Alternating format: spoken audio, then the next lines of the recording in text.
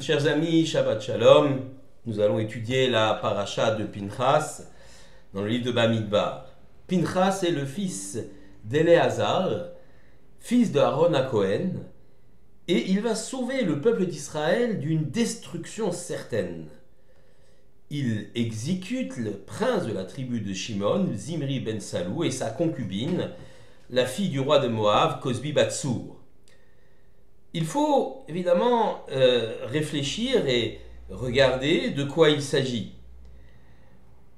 Nous avons vu dans la paracha de Balak que le roi Balak a cherché Bilam afin de lui demander de maudire le peuple d'Israël, car Balak sait très bien que pour vaincre Israël, qu'il craint, les armes conventionnelles ne sont pas suffisantes. Il faut donc utiliser la force d'Israël. La force d'Israël est dans ce qu'on appelle le Koach HaDibour, la force de la parole.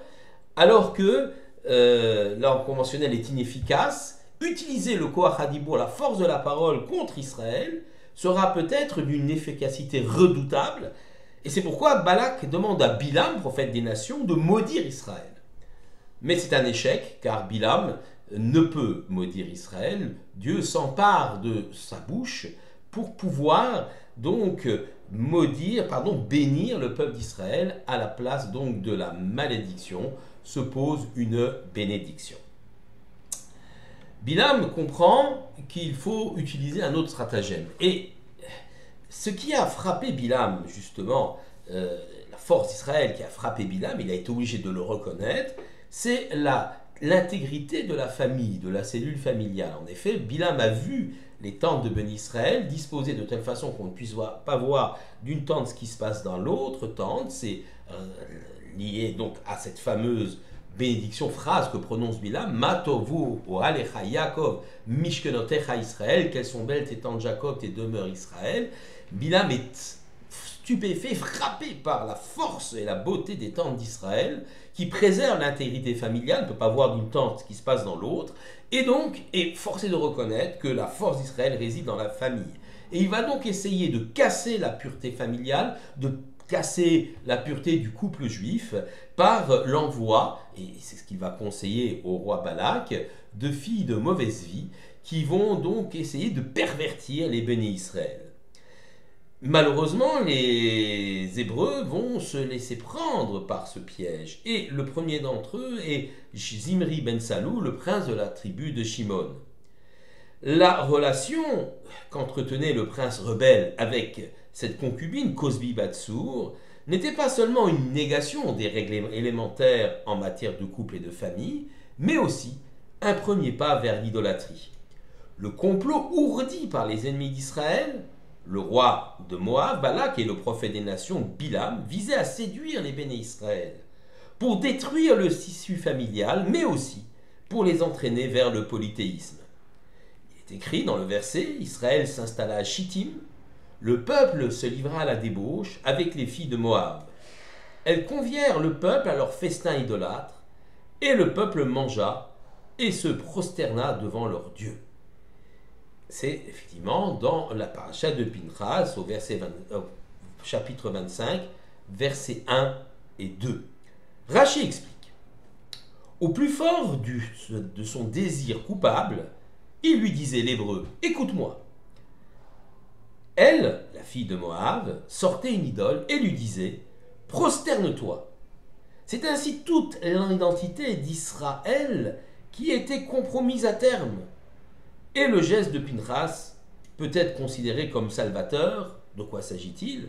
Eh bien, lorsque Shimon, le prince de la tribu de Shimon, Zimri ben Salou, prend dans la main cette femme, Cosbi Batsour, et demande à Moïse si elle est permise ou interdite, Moïse lui dit elle est interdite, c'est une idolâtre.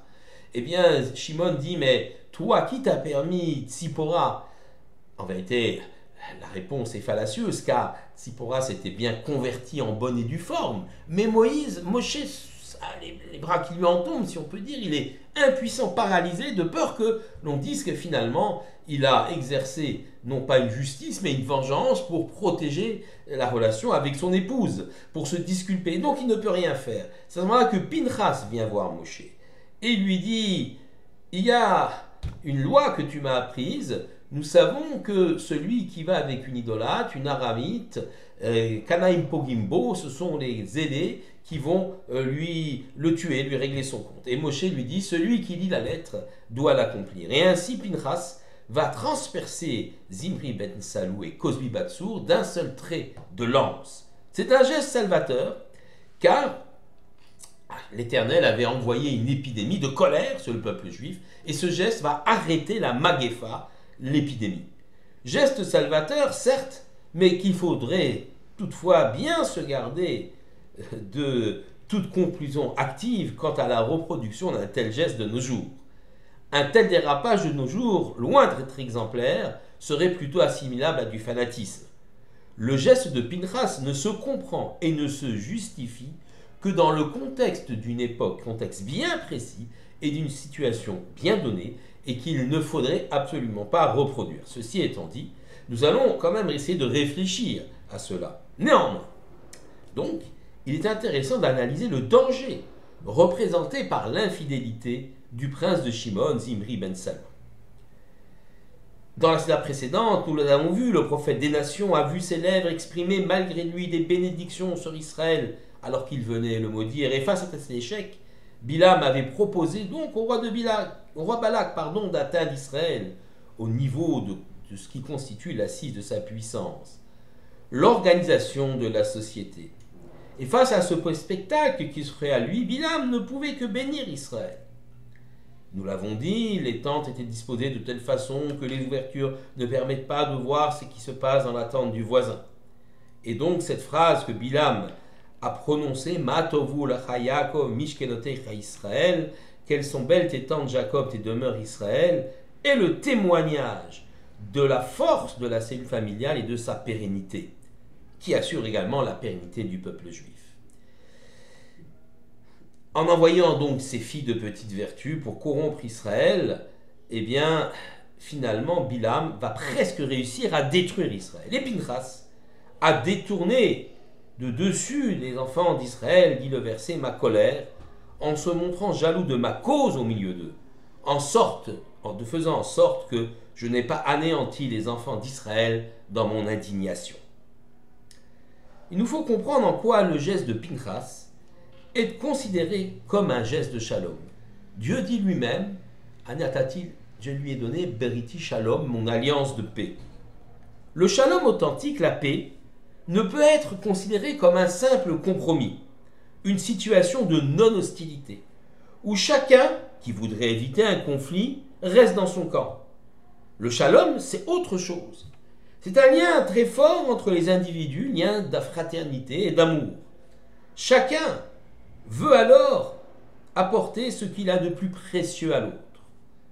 Pour l'amour, un couple, une famille, une tribu, tout cela peut s'édifier autour du shalom. Zimri voulait briser cet édifice, l'édifice de la famille, mais aussi l'édifice et l'unité au cœur du peuple d'Israël. Pinchas, par son geste, qui n'est pas issu d'une quelconque colère, le rétablit. En effet, Pinchas demande d'abord la halacha à Moshe. Il n'est pas animé par la colère, mais par la justice. Par son geste, certes violent, rétablit cette unité et stoppe l'épidémie et la colère divine.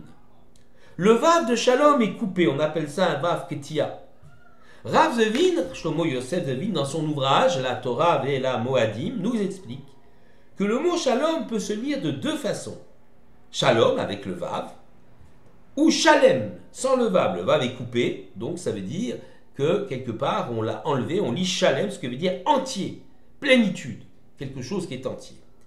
Ainsi doit être le Shalom entre les hommes, non pas superficiel de circonstances, basé sur des intérêts réciproques des partenaires, mais il doit tendre vers la shlemut, vers le shalem, c'est-à-dire vers la plénitude de liens forts et sincères entre les hommes.